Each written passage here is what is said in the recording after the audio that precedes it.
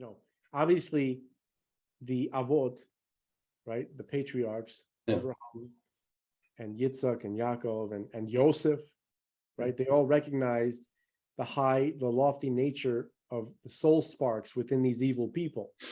Yeah. And he understood how important they were to Hashem. Again, you know, Abraham went to war against his own kin to save the people from the city of Sdom. Yeah. It wasn't just about Lot. Okay, it was about the people of Sdom themselves, because they were reincarnations of these lofty neshamas, right? Which needed serious rectification. Yeah.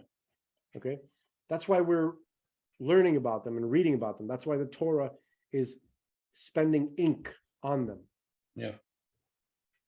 Okay, all the animals, by the way, all the people and all the animals and objects that are mentioned in the Torah, specifically and in number, are all these sparks. Yeah. Okay, you might be wondering, why do we need to know how many animals there were? Why does it have to be 2 by 2? Apart from the whole thing of they have to procreate when they land on the, like Noah, you know, like the animals in the ark. Why does it have to be 2 by 2?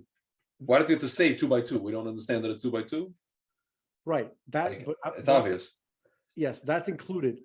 But I was talking more about, like, you know, there's plenty of stuff. Oh, they traveled with this. They had 10,000 cows and 5,000 goats, and you know, Pharaoh gave Abraham 6,000 donkeys, or you know, why do we need to know the numbers and all this kind of? He gave him thousands of stuff, thousands of things and stuff.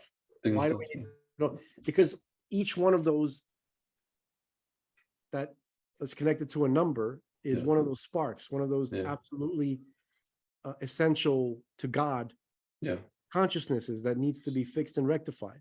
They were given to the patriarchs to do so. That's why they ended up in their possession. That's why there was a negotiation. It's almost like Lahavdil, man. You know, like you and I have pets. You have, you know, your cats. I have my one cat. That's what it's like, dude. That cat, bro. He literally is like, he was like meant to be part of our family. He literally willed himself. If you know the story, if I tell you the story how my parents got him, he willed himself. He like attracted himself to my parents at the it was in the Meadowlands. He was like sitting in a cage.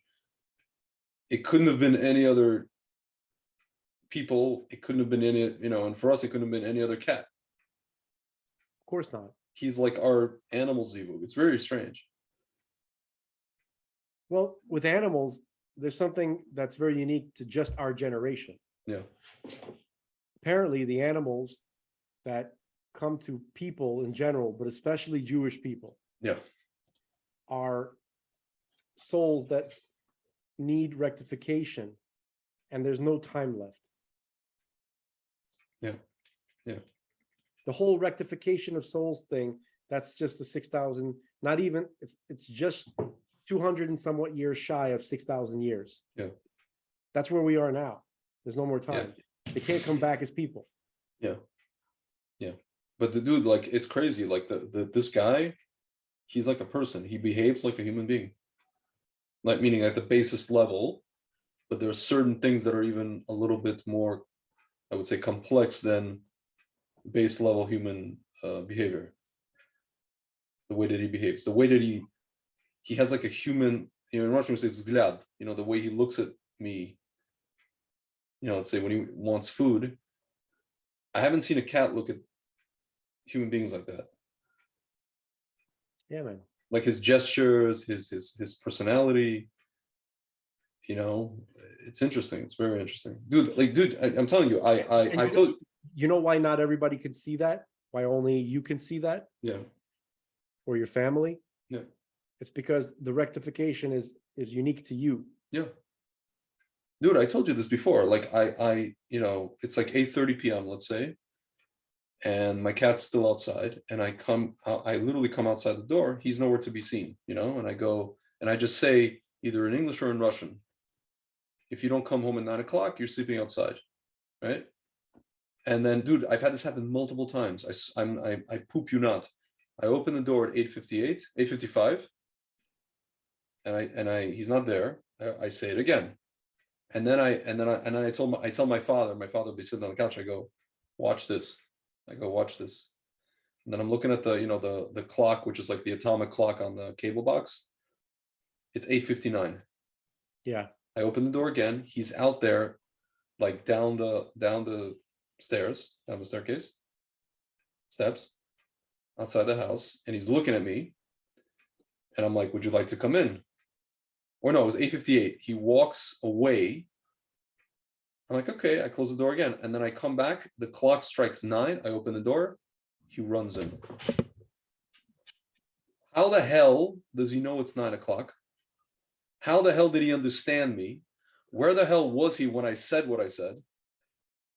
He could have been across the street. He could have been on I know where he goes. I know exactly where he goes.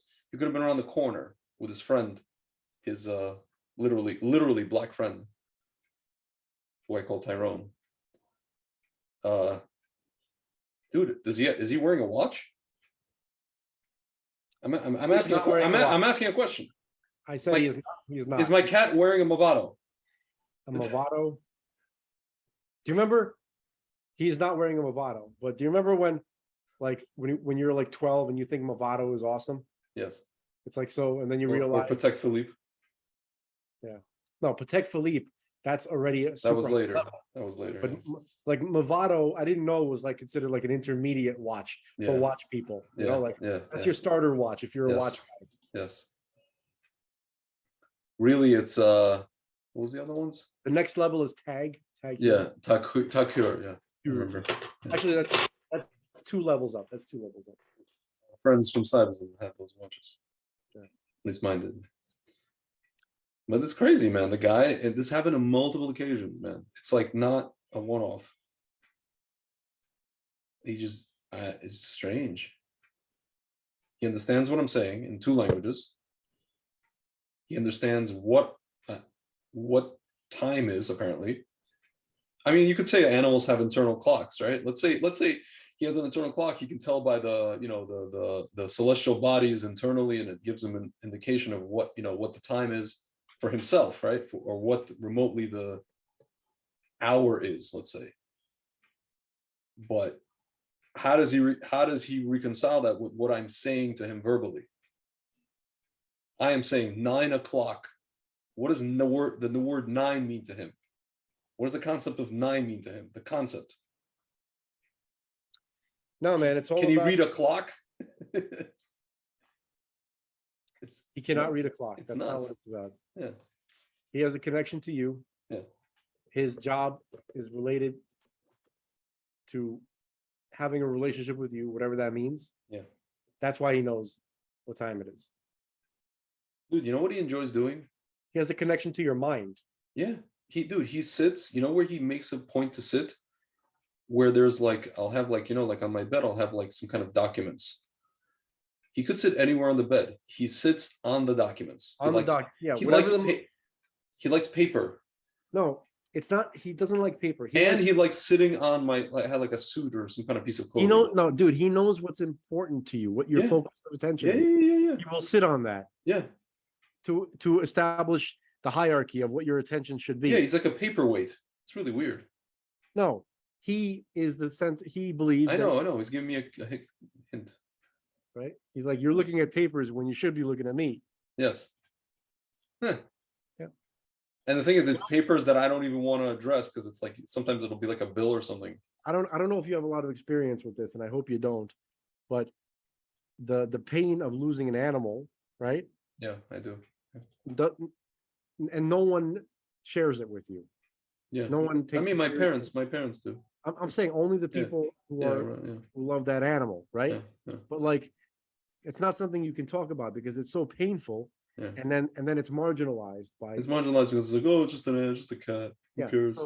So one of the reasons for that, I believe, is that the animal, which is probably a human consciousness needing a rectification, right, was connected to you, to your soul. Yeah. Okay. That's why only you can see it and feel it. You know what I mean? Yeah. People aren't trying to be dicks. Yeah. but they're not trying to be great either. So, dude, you know what's crazy, man? Like the woman that I was with, 12 years ago in Tel Aviv, she had a dog, German Shepherd Husky. a dag. That dog, when it first met me, like, loved me.